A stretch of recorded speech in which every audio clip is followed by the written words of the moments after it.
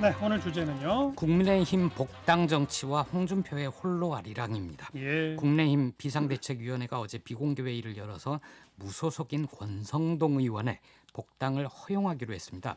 4.15 총선 다음 날 복당 신청을 했거든요. 그 공천 탈락에 항의하면서 탈당했다가 무소속으로 당선에 성공을 했었죠. 이번에는 국민의힘 강원도당 건의를 받아들이는 형식으로 복당을 허용을 했습니다. 예. 배준영 대변인이 다른 분들은 시간을 갖고 더 검토하기로 했다 이렇게 얘기를 했고요. 복당이 되기는 될 것 같은데 언제 어떤 방식으로 될지는 잘 모르겠습니다. 네.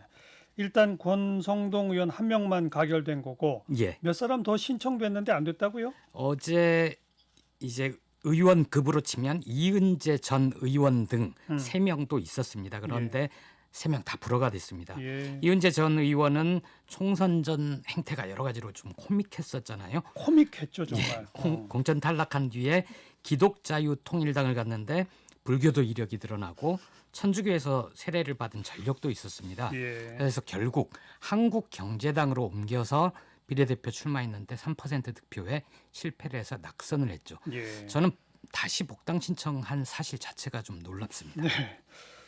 자, 문제는 김태호, 윤상현, 홍준표 나머지 세 의원이죠. 예, 아직 논의 대상에 오르지 않았고요.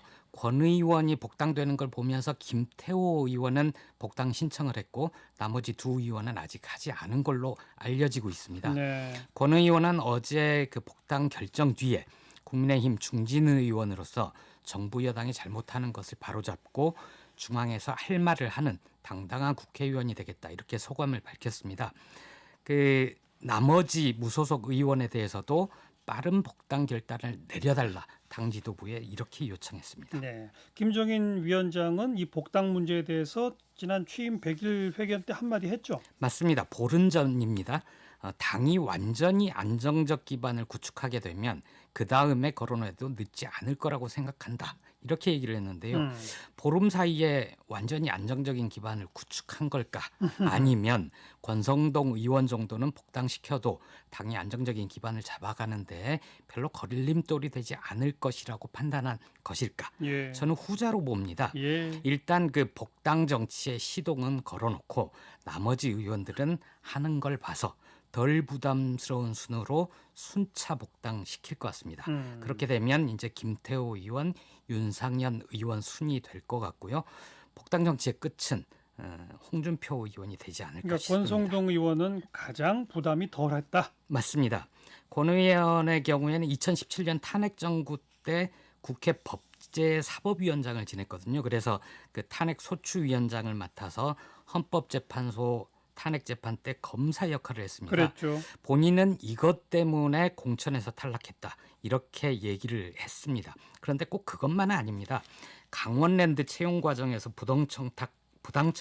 부정청탁한 혐의로 재판이 진행 중이고요. 진행 중이죠. 예, 1심에 이어서 지난 2월 20일에 무죄를 받았습니다. 대법원 판결 앞두고 있습니다. 네. 국민의힘 과제 중에 하나는 그 박근혜 사면, 문재인 탄핵을 외치는 극우 세력과의 단절이잖아요. 박근혜 전 대통령의 문제, 탄핵 문제에 대해서 아직 명쾌한 당의 입장 정리가 안 된 상태입니다. 김태호, 윤상현 의원은 대표적인 친박 인사거든요. 김 의원 경우에는 박근혜 정부에서 국무총리 후보 추천됐다가 낭만적이 있고요. 맞아요. 윤상현 의원은 사석에서 박 전 대통령을 누나라고 부를 정도로 가깝다 이런 얘기까지 있었습니다. 예. 이들의 복당 문제는 그 경제적 실용 정당을 만들겠다는 김 위원장의 구상과 방향이 좀 다릅니다.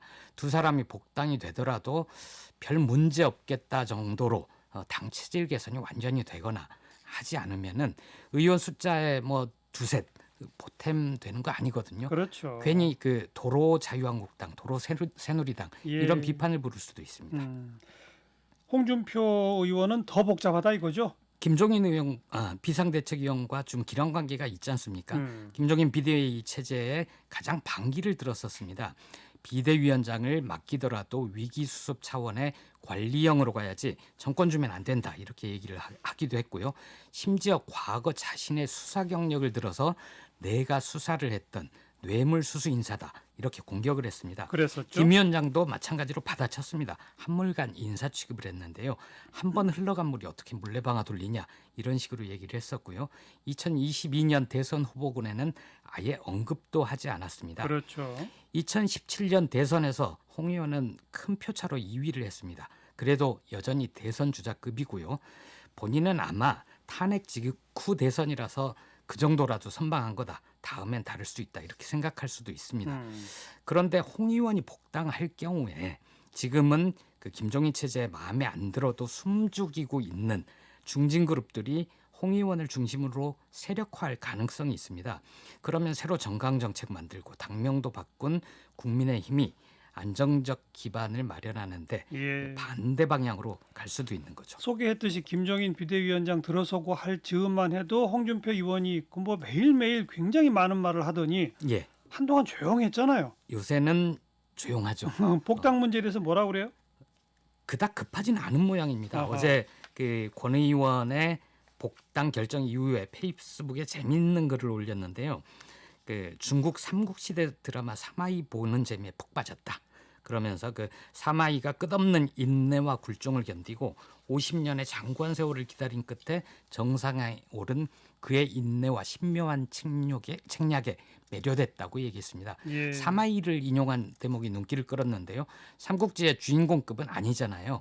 그런데 위나라의 조조 그리고 그 후예들을 군주로 모시다가 나중에 기회를 틈타서 권력을 장악하거든요. 지금은 인내와 굴종의 시간으로 보는 것 같습니다. 네. 민주당에서는 김홍걸 의원을 제명했네요. 예, 막 들어온 속보인데요. 그 재산신고 누락 의혹이 제기된 김홍걸 의원 제명하기로 했습니다. 최인호 수석 대변인이 발표를 했고요. 당 윤리감찰단이 김 의원의 공직선거법 위반, 허위신고 등에 대해서 조사를 개시했지만 김 의원이 감찰 의무에 성실히 협조할 것으로 보이지 않았다. 이렇게 판단을 했습니다. 예. 김대중 대통령을 모신 김한정 의원이 오늘 페이스북에 쓴 글 보면요. 김홍걸 집 여러 채 구입했는데 납득할 설명을 못하고 있다. 결단을 내려야 한다. 이렇게 얘기했습니다. 네. 그리고 발빠르게 결론을 내렸군요. 당 차원에서는. 예, 윤리감찰단, 윤리심판원까지 가지 않고 예. 감찰단의 건의를 받아서 최고위원회가 결정을 한 모양새입니다. 뉴스 사이다였습니다.